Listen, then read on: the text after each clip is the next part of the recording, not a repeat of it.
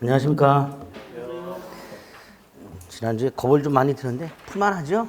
네, 지난주 거랑 큰 차이가 없어요. 네. 이번 주 거는 조금 긴 게 있을 뿐 이렇게 어렵진 않습니다. 다 답이 딱딱 보이는 것들입니다. 네. 지난주 거 복습하셨죠? 꼭 복습을 하셔서 유학생가 됐든 자료가 있든 자신이 그 취약한 부분을 체크를 했다가 나중에 시험이 임박하면 시간이 없기 때문에 전체를 볼 수가 없어요. 자신이 취약했던 부분만 딱딱딱 체크하고 시험장 가셔야 됩니다. 그래서 지금 하는 거예요. 취약한 부분 확인하기 위해서. 자, 1번. 자, 법률행위 종류. 자, 법률행위 종류를 물어보게 되면 거의 단독행위와 계약을 구별하는 걸 물어봅니다. 그래서 대놓고 다음 중 단독행위가 아닌 것은 또는 계약인 것은 이렇게 골라라 이렇게 물어보는 경우가 보통이고요. 조금 난이도를 높이면 이렇게 종류가 다른 걸 하나 골라라 이렇게 물어보게 됩니다. 자, 이렇게 종류가 다른 걸 하나 골라라 이렇게 물어보게 되면 거의 90% 이상이 단독행위 4개다가 계약 하나 딱 껴놓고 고르라 이렇게 물어보게 됩니다. 그래서 답은 3번 매매 예약이죠. 나머지는 다 단독행위죠. 이런 식으로 물어봐요. 그러니까 종류와 성질이 다른 하나는 고민하지 마시고 그 5개가 단독행위와 계약으로 구별하시는 훈련을 하시면 됩니다. 그럼 답이 골라져요. 자, 3번의 매매 예약 대신 합의 해제나 합의 해지가 답으로 나오기도 하고요. 최근에는 채무 인수라는 게 답으로 나오기도 합니다. 채무 인수. 채무 인수도 채무 인수 계약입니다. 채무자와 인수인사의 계약입니다. 내가 대신 돈 갚아줄게라고 계약하는 거예요. 그래서 단독행위가 아닌 것을 골라라. 이퀄 계약을 골라라. 이퀄 종류가 다른 거 하나 골라라. 성질이 다른 거 하나 골라라. 그러면 뭘 고르라는 거다? 계약. 거기서 답으로 나오고 쓴 게 지금 4개. 매매 예약, 계약 해제, 합의 해제. 합의 해제는 3번이나 답으로 나왔어요. 합의 해지, 마지막으로 최근에 채무 인수까지 기억해 주시면 됩니다. 2번은 반사회 질서 행위인 거 아닌 거 고르라는 거죠. 자, 우리 전주 쫙 한번 기억해 봤죠? 10몇 개? 거기 있는 거 고르면 돼요. 보다 보니까 1번은 상식적으로 공무원에게 청탁하고 대가 지급하는 거니까 2글자로 말하면 뭐예요? 뇌물. 이렇게. 도박 자금을 빌려주거나 뇌물을 주는 거예요. 이건 다 반사회 질서입니다. 2번은 도박 자금을 빌리는 것도 반사회 질서이고요. 그걸 갚는 것도 반사회 질서입니다. 2번도 반사회 질서이죠. 틀렸죠. 그죠? 다만 이 2번에서 조심할 게 하나 있죠.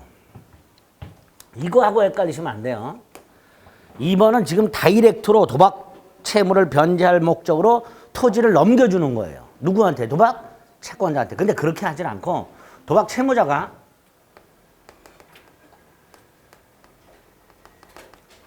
도박 채권자에게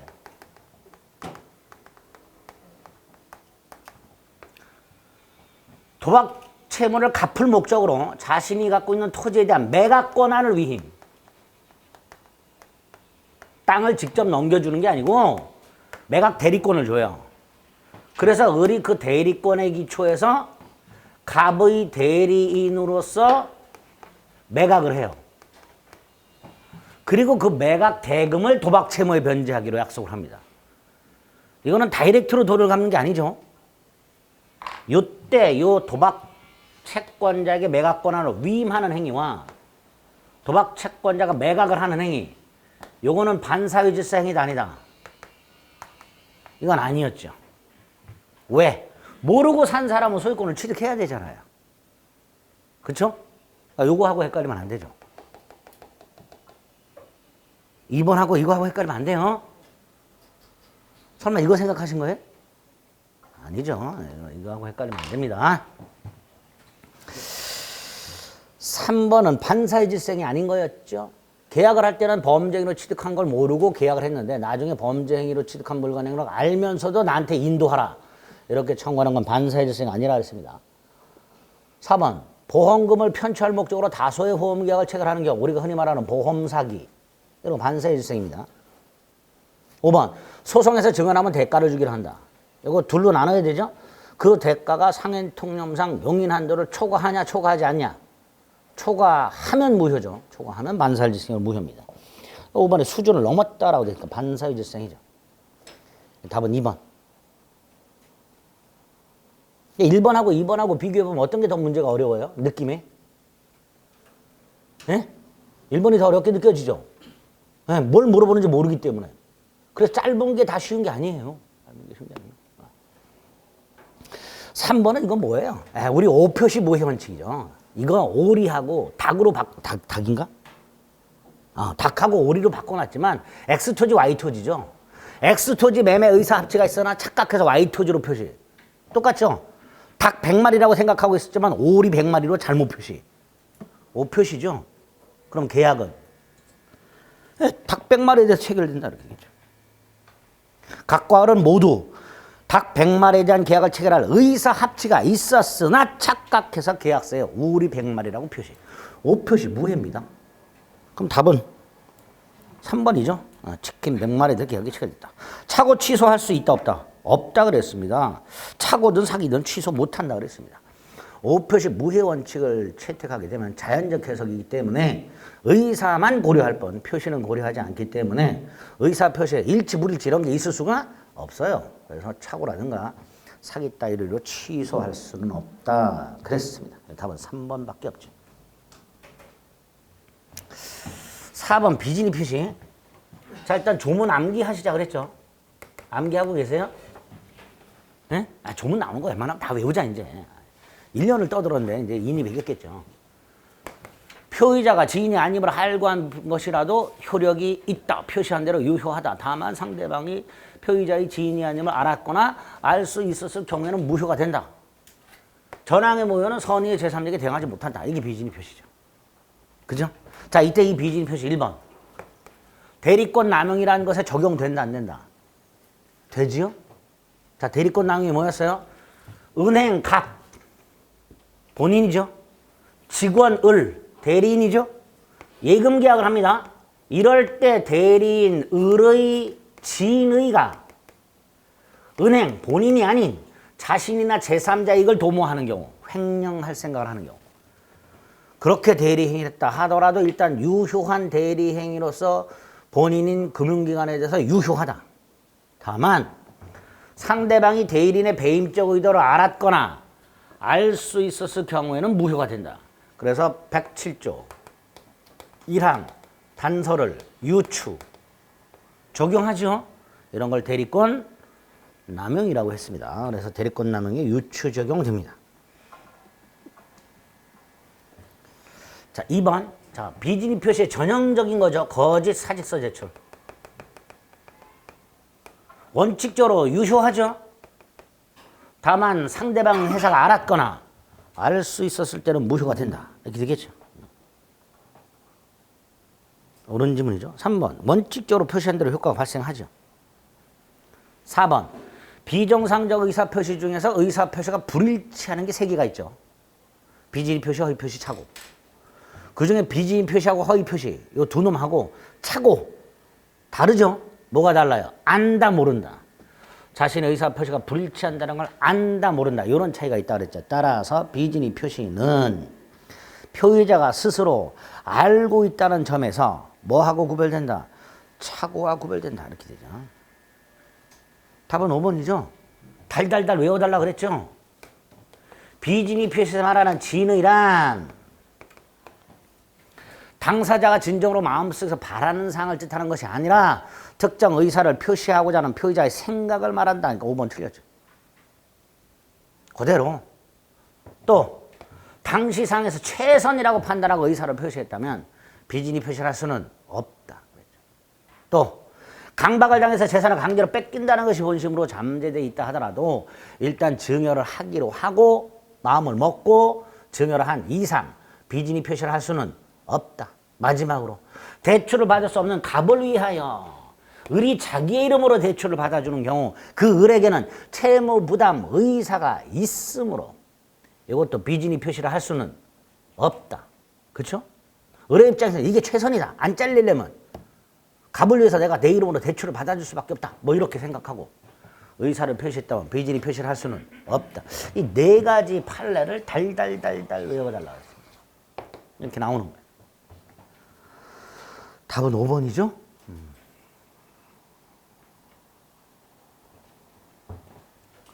5번 하자 있는 의사표시. 하자 있는 의사표시는 뭘 말하죠? 네? 사기강박 110조. 비진이 허위표시 착오는 뭐라고 하죠? 의사의 흠결, 그죠? 의사표시의 불일치, 그게 비진이고, 하자 있는 의사표시는 의사표시는 일치하지만 사기나 강박에 의하여 의사결정의 자유가 침해된 경우, 이걸 하자 있는 의사표시랍니다. 자, 조문 일단 생각나야 되죠. 사기 강박에 의한 의사표시는 취소할 수 있다. 1항. 2항. 상대방 있는 의사표시에서 상대방이 아닌 제3자가 사기라 강박을 했을 때는 상대방이 그 사실을 알았거나 알 수 있었을 경우에 하나에 취소할 수 있다. 이렇게 되죠. 다만 상대방의 대리인이 사기 강박을 했을 때는 그 상대방의 대리인은 상대방과 동일시하기 때문에 이때는 제3자의 사기 강박이 아니라 상대방의 사기 강박으로 보게 된다. 따라서 이 경우에는 상대방의 지부지를 묻지 않고 취소할 수 있다. 이렇게 되죠. 세 번째로 역시 선의의 제3자에게 대응하지 못한다. 이렇게 되죠. 그 다음에 이 사기 강박이 아닌 의사표시에서 중요한 게 뭐였어요? 위법성이었죠. 위법성. 자, 먼저 기망의 위법성. 두 가지 기억하면 되죠. 하나는 다소허위 과장광고, 시가묵비 이런 거 위법하지 않다. 반면에 고지 의무 있는 자가 고지하지 않은 경우, 공동묘지 같은 것들 위법하다 그랬죠. 특히 이 마지막 거는 고지 의무 있는 자가 고지하지 않았다. 부작이라 그랬죠. 부작위 또는 침묵에 한 기망도 있을 수 있다. 과실기망 이런 건 없다 그랬죠. 그다음에 강박의 위법성은 고소고발 기억하시면 되죠. 고소하겠다, 고발하겠다 원칙적으로 위법하지 않다. 그런데 두 가지 문구, 부정한 이익취득 목적이라는 문구 또는 수단이 부적당 이런 문구가 나와 있으면 그때는 위법하다. 또 하나, 강박의 정도가 극심하다. 그럴 때는 취소가 아니라 무효다. 뭐 이런 것들이 기억나시면 돼요. 지문에 나오는 게 주로 그런 거죠. 동그라미 1번 사기와 착오는 인정 근거와 요건을 달리하죠. 그죠? 사기에서 핵심 요건은 위법성이고요. 그죠? 의사표시 일치해야 되고 반면에 착오는 불일치하죠. 그리고 중요 부분 착오해야 되고 중대한 과실이 있어요. 자, 문제는 기막을 당하면 착오에 빠져요. 물론 이 착오는 동기의 착오인데 상대방한테 기망을 당했다면 유발된 동기의 착오가 돼요. 따라서 착오가 되는 거예요. 이것도. 그래서 의사를 표시했어요. 그러면 착오도 되고 사기도 성립할 수 있는 거예요. 다만 이게 착오를 이유로 취소하려면 중요 부분 착오해야 돼요. 근데 사기를 이유로 취소할 때는 중요 부분 착오인지를 따지지 않지요. 그러니까 1번 중요 부분 착오는 사기 취소 요건이 아니다는 거예요. 중요 부분 착오는 착오 취소 요건입니다. 2번은 시가를 묵비하거나 시가보다 높거나 낮은 가격을 시가라고 말을 했다 하더라도 위법성이 없다. 3번은 강박의 뜻이고요. 4번 요 110조 이항의 제3자의 사기강박사 이 제3자란 상대방과 동일시할 수 없는 자를 말하죠. 상대방과 동일시할 수 없는 자. 상대방의 대리인 등은 상대방과 동일시할 수 있기 때문에 제3자가 아니지. 그럼 제3자려면 상대방과 동일시할 수 없는 자. 이렇게 대표적으로 누가 있었어요? 상대방의 피용인. 동일시할 수 없는 자, 상대방의 피용인. 5번이 틀렸죠? 사기 강박을 당한 사람은 그 법률 행위를 취소할 수 있으며 사기 강박을 한 자에게 손해배상도 청구할 수 있죠. 이때 손해배상을 청구하기 위해서 반드시 먼저 취소해야 돼요? 아니죠. 취소하지 않고도 얼마든지 손해배상 청구할 수 있다고 그랬습니다. 딱 5번 틀렸죠. 아주 쉽죠. 쉬워요. 민법 총칙은 이렇게 쉬워요. 6번 대리. 일단 조문이 많기 때문에 조문 잘 나온다고 그랬습니다. 먼저 1번 119조죠. 대리인이 여럿 있을 때 원칙적으로 각자 대리. 각자 대리. 당연한 거죠. 2번 대리권의 범위와 관련해서 두 가지 판례를 꼭 구별해서 기억해야 그랬어요. 계약 체결 대리권과 계약 체결 및 이행에 관한 포괄적 대리권. 계약 체결 대리권, 단순히 계약 체결 대리권하고 계약 체결 및 이행에 관한 포괄적 대리권을 구별해야 되는데 일단 둘 다 계약 체결할 수 있다고 그랬고요. 계약금, 중도금, 잔금 등 대금 수령할 수 있다 그랬어요. 근데 그 대금 지급 기한을 연기해 줄 수 있는가 해서 달라진다 그랬습니다. 그죠? 마지막으로 둘 다 뭐는 없다 그랬어요? 해제 권한은 없어요. 자, 해제 권한이 없다는 건 다른 말로 상대방 해제 의사표시를 수령할 권한도 없는 거죠.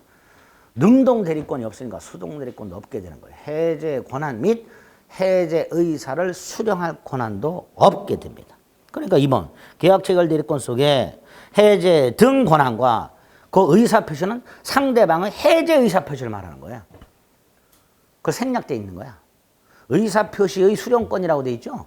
그때 그 의사표시가 뭘 말한다고요? 상대방의 해제 의사표시를 말합니다. 그런 권한이 있다 없다? 없다 그랬죠. 2번 틀렸죠. 3번은 우리 표현대리 중에 125조 대리권 수요 표시한 표현대리가 있죠. 자, 이때 대리권 수요 표시한 표현대리란 첫째, 대리권 수요했다 안 했다? 안 했죠. 수요한 것처럼 표시한 거라 그랬죠. 그래서 수요한 적이 없으면 수요한 것처럼 표시. 관념의 통지. 임의대리에만 적용. 그리고 꼭 기억해야 될 게 뭐였어요? 대리권을 추단할 만한 명칭이나 직함 따의 사용을 승낙 또는 묵인하는 행위. 전형적인 수요 표시라고 했죠. 그게 2번, 3번이죠. 판매점 등의 명칭 사용하는 것을 승낙 또는 묵인했으니까 대표적인 대리권 수요 표시가 됩니다. 4번은 115조에 뭐라고 되어 있죠? 원래 114조가 원칙이죠. 본인을 위한 것임을 표시하라. 그래야 대리행위가 된다. 따라서 본인을 위한 것임을 표시하지 않으면 대리행위가 아니라 대리인 자신의 행위로 그 다음에 본다. 추정한다. 본다.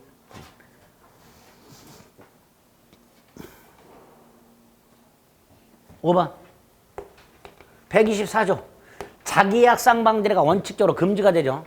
예? 자기계약 쌍방대리에 원칙적 금지. 단 예외 허용되는 경우 외워야 되죠. 본인이 허락한 경우. 본인 허락. 다툼이 없는 단순 채무이행. 그죠? 자, 이 다툼이 없는 단순 채무이행. 쉽게 말하면 변제. 판례가 하나 있죠? 뭐? 사채 알선 업자에게 한 편제. 변제. 유효, 무효. 유효한 변제라고 그랬죠. 사채 알선 업자는 차주와 대주의 쌍방대리인이라고 그랬습니다. 그러니까 차주가 대주에게 다이렉트로 돈을 갚지 않고 쌍방대리인인 사채 알선업자에게 변제하더라도 유효한 변제. 그렇죠? 그 다음에 법무사 한 분 생각하시라 했죠? 법무사는 매도인과 매수인의 쌍방대리로서 뭐해요? 이전, 등기? 이런 것들이 허용되는 걸로 딱 머릿속에 외워두시면 돼요. 반면에 안 되는 게 있었어요. 동일한 물건 입찰 절차에서 이해관계가 충돌하는 2인 이상의 대리인으로서 입찰하는 행위 무효. 그렇죠? 자기약 쌍방대리 금지를 위반하게 되면 무권 대리로서 무효가 된다고 그랬습니다. 무권 대리로서 무효가 되니까 본인은 뭐 할 수 있다? 추인할 수 있다. 이렇게 되겠죠. 그렇죠? 그렇게까지 124조를 기억해달라고 했어요. 그게 5번이죠. 새로운 이해관계를 창설하지 않는이라고 되어 있죠. 짧게 줄이면 다툼이 없는 이렇게 되는 거예요. 새로운 이해관계를 만들지 않으니까 다툼이 없어요. 그걸 말하는 겁니다. 여기에는 쌍방대리 금지 규정이 적용된다 안 된다? 안 된다. 즉 쌍방대리가 허용된다 이런 뜻이죠. 틀린 것은 2번이죠. 틀릴 게 없죠. 아, 내가 어디 부분이 틀리는지 잘 모르는구나. 반드시 확인하자. 7번 표현대리. 표현대리는 무권대리인데 마치 유권대리처럼 본인에게 유효가 된다 그랬죠. 그래서 첫째, 표현대리가 성립했다 하더라도 유권대리로 전환되는 것은 아니라 그랬습니다. 그죠? 표현대리가 한번 표현대리가 성립했다 해서 유권대리로 전환되는 것은 아니라 했어요. 두 번째, 표현대리가 성립했다 하더라도 바로 본인에게 유효한 게 아니라 직접 상대방이 주장해야 된다 그랬죠. 직접 상대방이. 이 직접 상대방을 표현대리 조문에서는 제3자라고 해놨습니다. 그게 4번. 표현대리 조문에서 말하는 상대방, 제3자란 직접 상대방만을 말하는 거예요. 표현대리라는 것은 직접 상대방만을 보호하기 위해서 만들어진 제도예요. 따라서 표현대리를 주장할 수 있는 사람은 딱 한 사람, 직접 상대방. 따라서 직접 상대방의 상계인은 아무리 선의무과실이라 하더라도 표현대리를 주장할 수가 없습니다. 일단 4번 틀렸죠. 세 번째, 소송에서도 상대방은 주장해야만 법원은 판단합니다. 주장하지 않으면 판단 안 한다 그랬죠. 그러니까 상대방이 유권대리만 주장하고 있다면 그 유권대리에 관한 주장 속에는 무권대리 일종인 표현대리에 관한 주장이 포함되지 않으니까 법원은 직권으로 표현대리를 판단하지 않는다 그랬습니다. 네 번째, 상대방이 주장해서 법원이 그 표현대리를 인정해주면 법원은 본인에게 전적인 책임을 지한다 그랬죠. 동그라미 1번. 상대방의 과실이 있다 하더라도 과실 상계를 적용해서 본인 책임을 감경할 수는 없다. 마지막으로 표현대리가 성립했다. 근데 강행규정을 위반했네? 강행규정이 우선한다 그랬죠. 절대적 무효입니다. 따라서 강행규정을 위반한 행위가 설령 표현대리가 성립했다 하더라도 표현대리를 적용할 수는 없다. 이런 기본적인 것들이 떠올라야죠. 동그라미 1번 이렇게 되죠. 2번, 등기신청 대리권, 공법상의 행위죠. 등기신청은 공무소인 등기소 가서 하는 거예요. 공법상의 행위 대리권을 기본 대리권으로 하여 그걸 너는 사법상의 행위를 했어. 등기신청을 하고 서류를 줬더니 대리인이 그 서류를 가지고 자기 돈을 대신 갚았어. 대물변제. 네? 지 채무를 대신 갚은 거야. 권한을 넘었죠? 권한 넘은 표현대리가 성립하겠지. 5번은 대리권 소멸 후에 표현대리가 인정되죠. 그런데 그 행위가 소멸한 대리권의 범위를 넘어. 그러면 126조 권한 넘은 표현대리가 간다 그랬습니다. 권한 소멸 후의 표현대리가 아니라 권한 넘은 표현대리. 옳은 지문이죠. 틀린 거 4번. 8번 무효와 취소. 1번 취소할 수 있는 행위 취임. 자, 취소할 수 있는 행위는 뭐가 있죠? 취소할 수 있는 행위는 뭘 말하는 거죠? 예? 재착사강. 이것 좀 떠올라야죠. 제한능력자의 행위, 착오에 의한 행위, 사기, 강박에 의한 행위. 예. 취소할 수 있죠. 그걸 추인한다는 건 무슨 뜻이죠? 취소권 포기를 말하죠. 취소할 수 있는 행위 추인이란 제한능력자의 행위, 착오의 행위, 사기, 강박에 의한 행위를 취소하지 않겠다. 취소권을 포기하겠다라는 의사표시를 말하죠. 그런데 제한이 있죠. 어떤 제한? 원칙. 취소 원인 소멸 후에 하라. 왜? 미성년자 생각해 보면 되죠. 미성년자는 미성년인 상태에서는 추인 못한다. 성년자가 된 후에 하라. 그래서 취소 원인 소멸 후라는 제한을 가해 놓은 거예요. 그런데 예외. 취소 원인 소멸 전에도 아직 미성년인 상태에서도 미성년자가 아닌 법정 대리인 추인할 수 있고, 취소 원인 전에도 부모는 추인할 수 있고, 또 미성년자나 한정 후견인은 피성년 후견인은 안 됩니다. 피성년 후견인의 후견인에게는 동의권이 없어요. 피성년 후견인은 대리인이 대신해 줘야 돼요. 무조건. 동의가 없어요. 그러니까 피성년 후견인 빠지고 미성년자나 피한정 후견인이 법정, 대리인, 의뢰를 받아 추임. 요 두 가지 예외가 있다 그랬어요. 특히 요거 아주 잘 나오죠. 그게 1번이죠. 옳은 지문이죠. 법정 대리인의 추인은 취소 원인이 소멸하기 전에 해도 효력이 있다. 이렇게 되겠죠. 자, 2번은 뭐죠? 제가 조문 외워달라 그랬죠. 139조 무효 행위의 추인. 자, 이거 조문 어떻게 돼 있죠? 조문 어떻게 돼 있어요?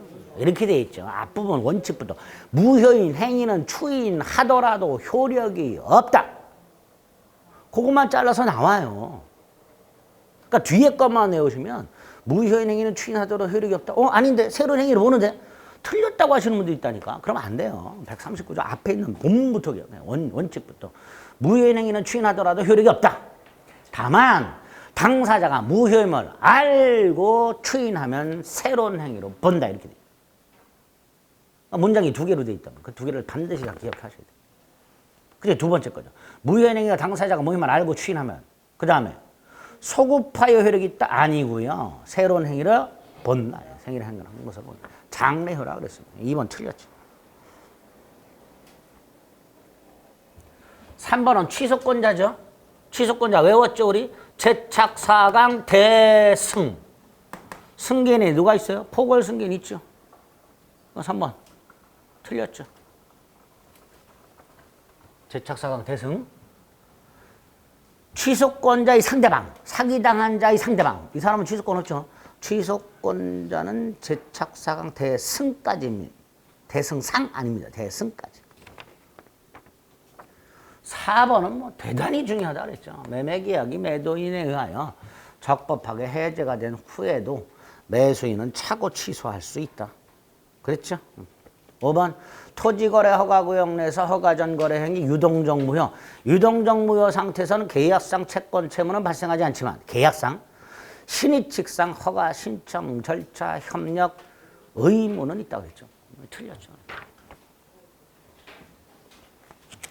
옳은 거 1번. 9번 역시 조문 암기해야 되죠.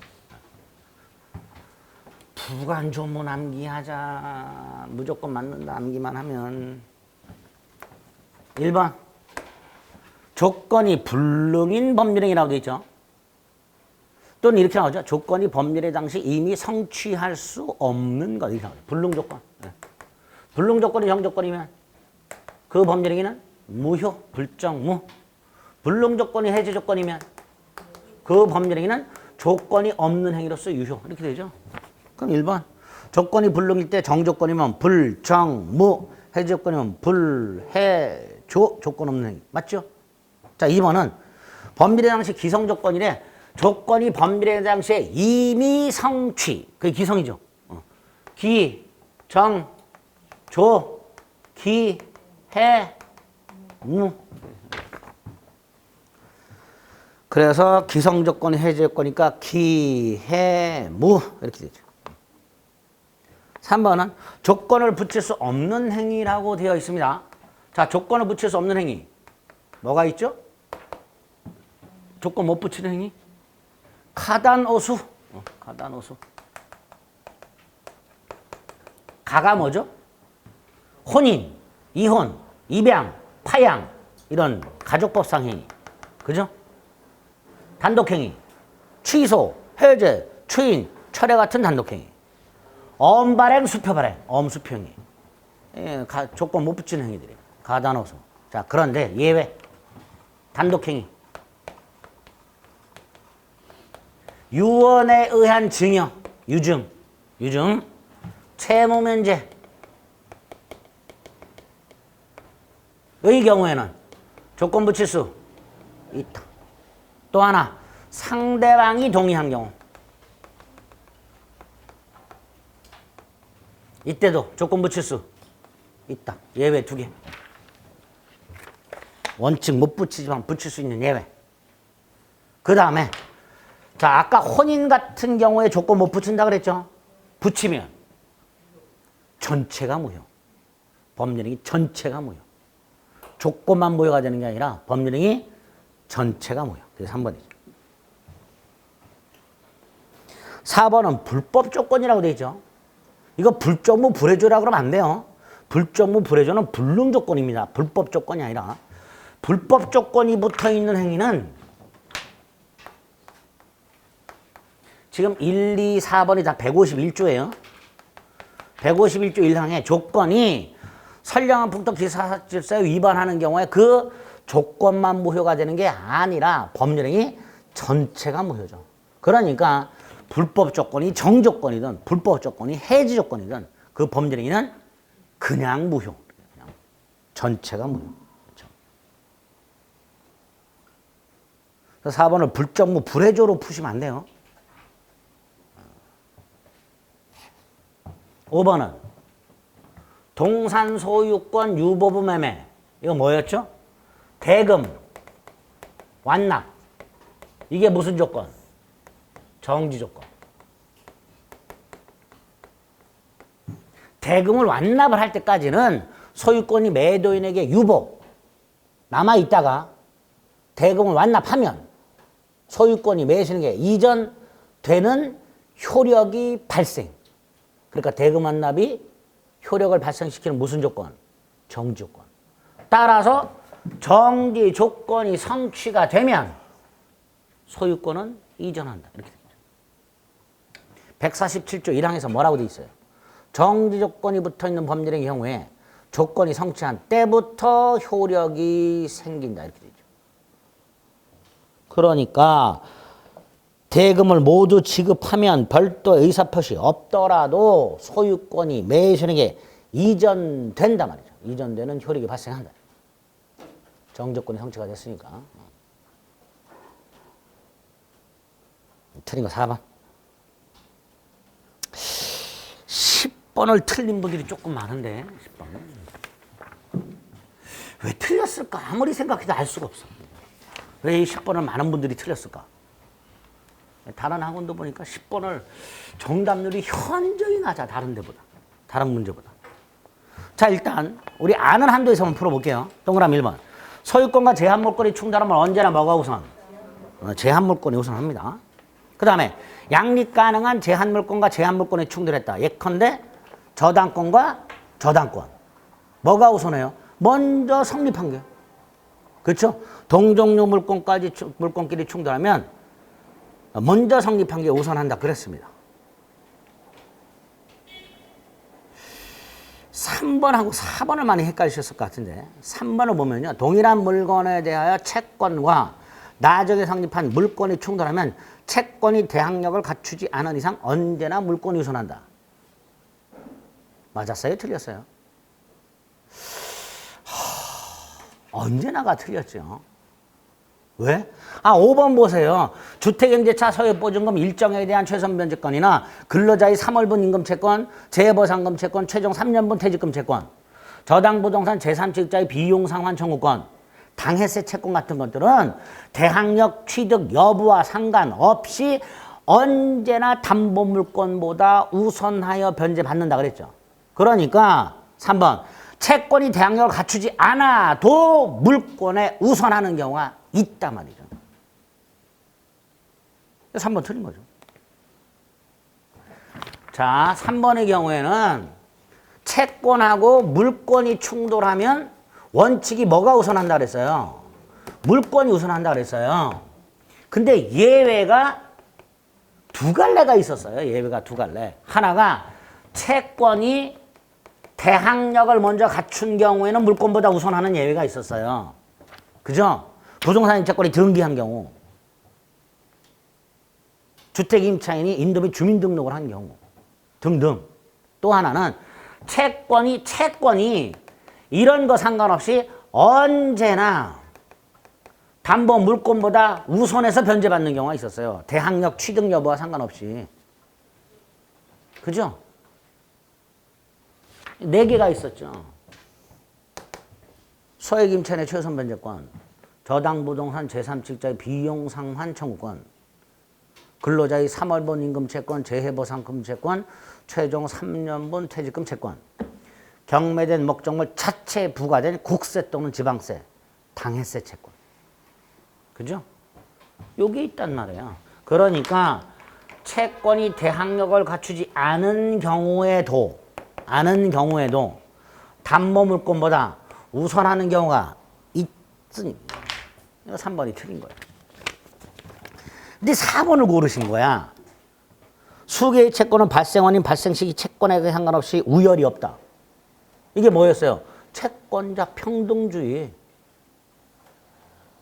채권이 언제 생겼든 액수가 얼마든 채무자와 채권자가 친하든 친하지 않든 그 원인이 빌려준 거든 공사대금이든 변제기가 똑같다면 변제기에 평등합니다. 그래서 채권자들 중에 우선 변제 받기 위해서 담보물권을 취득하는 경우가 생기는 거예요. 담보물권이 필요한 이유가 뭐예요? 평등하니까. 내가 우선 변제를 못 받는단 말이죠. 그러니까 우선 변제 받기 위해서 담보물권이라는 걸 따로 취득하게 되는 거예요. 그걸 채권자 평등주의라고 해요. 옳은 질문이에요. 원칙. 5번 이런 채권들은 담보물권에 우선한다. 틀린 거 3번이죠. 대부분 4번 찍었다. 괜찮아요. 10문제 중에서 하나 틀렸는데 뭐. 그죠? 요거 하나 틀린 거 봐줄 때. 그래도 이거 틀리면 안 되는데. 어쨌든 3번 조심하세요. 채권이 우선한 예외가 두 종류가 있다라는 거. 대항력 갖춘 경우하고 그와 상관없이 언제나 담보물권에 우선하는 경우 두 가지가 있다라는 거.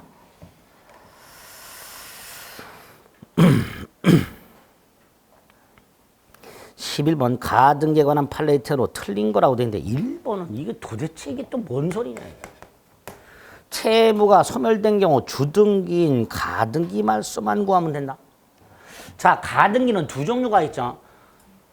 소유권 이전등기 청구권 같은 청구권 순위 보존 가등기가 있고 담보 가등기가 있죠. 그죠?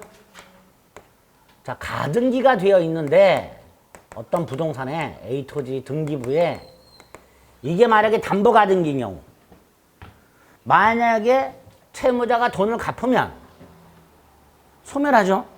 소멸하니까 말소 등기를 청구하게 될 거예요. 그죠? 근데 문제가 주등기라고 돼 있어요. 주등기에 대비되는 개념이 뭐죠? 부기등기죠. 그죠?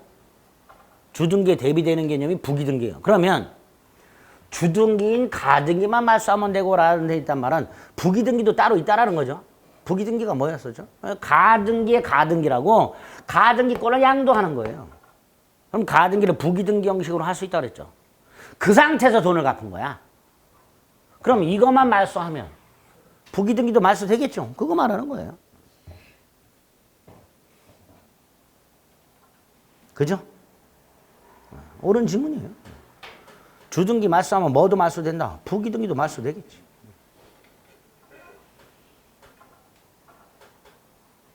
답은 2번이죠. 금시초문이죠. 뭐 금시초문이야.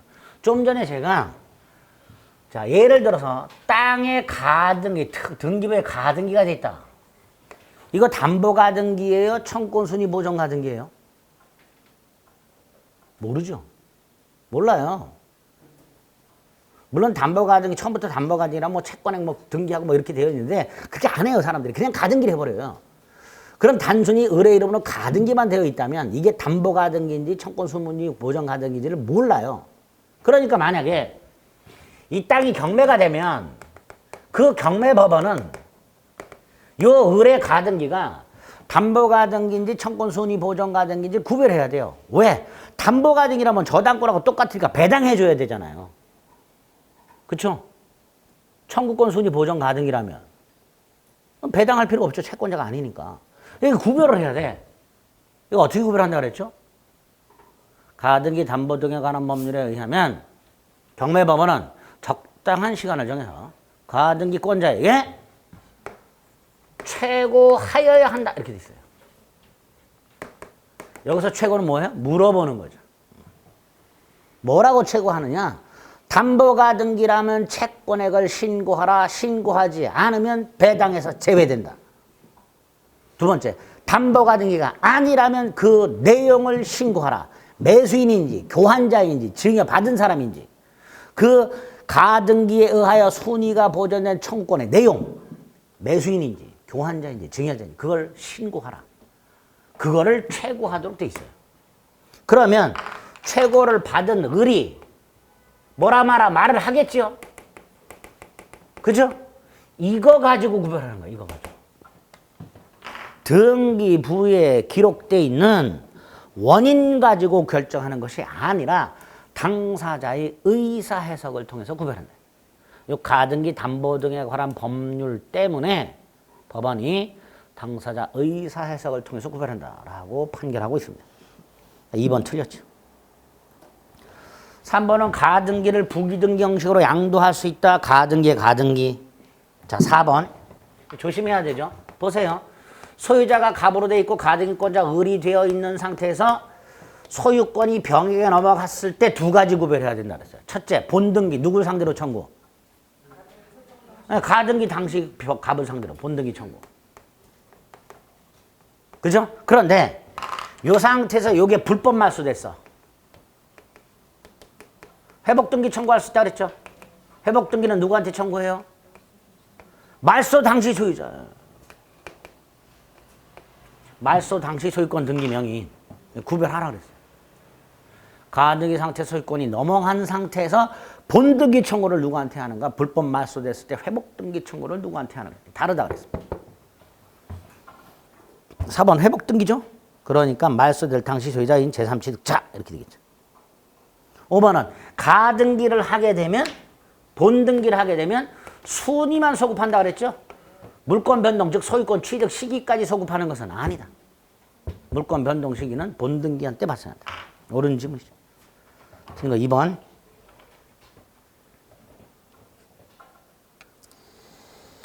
12번 부동산 소유권 이전 등기 청구권. 보통 부동산 소유권 이전 등기 청구권이라고 나오면 두 가지가 나옵니다. 하나가 매수인의 이전 등기 청구권과 점유, 취득시효, 완성자의 이전 등기 청구권. 자, 구별합니다. 부동산 매수인의 이전 등기 청구권과 점유, 취득시효, 완성자의 이전 등기 청구권. 둘 다 채권적이죠? 그죠? 둘 다 채권적. 따라서 원칙. 10년의 소멸시효에 걸리죠? 그런데 스스로 점유하고 있으면 소멸시효에 걸리지 않죠. 세 번째, 점유를 타인에게 넘겨주면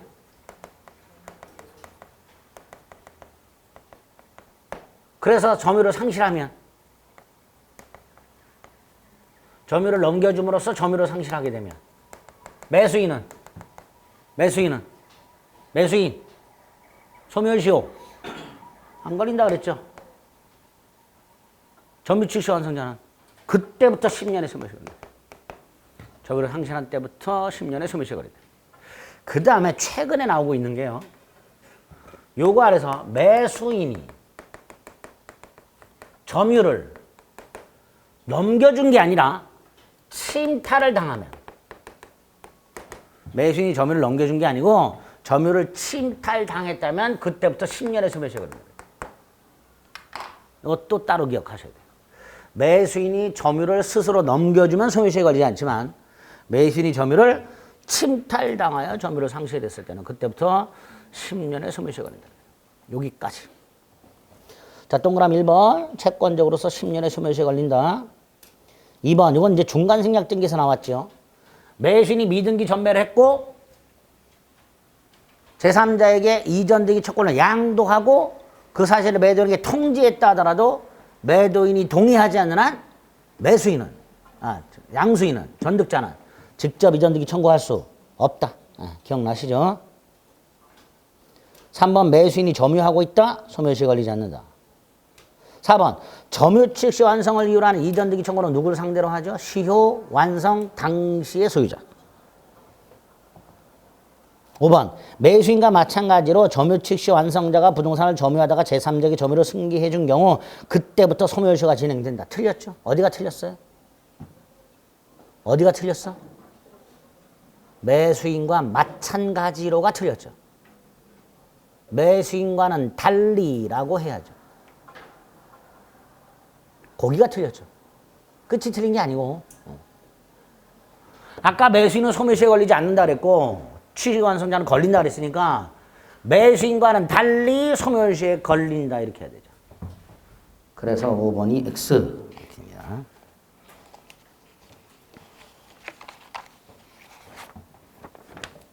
13번 등기 추정력. 등기가 되어 있으면 등기 원인, 등기 절차, 권리 적법 추정되고 대리권의 존재 등등 추정되고 현재 등기 명의는 제3자뿐만 아니라 전 등기 명의에 대해서도 추정을 주장할 수 있고 이런 거 기본이죠.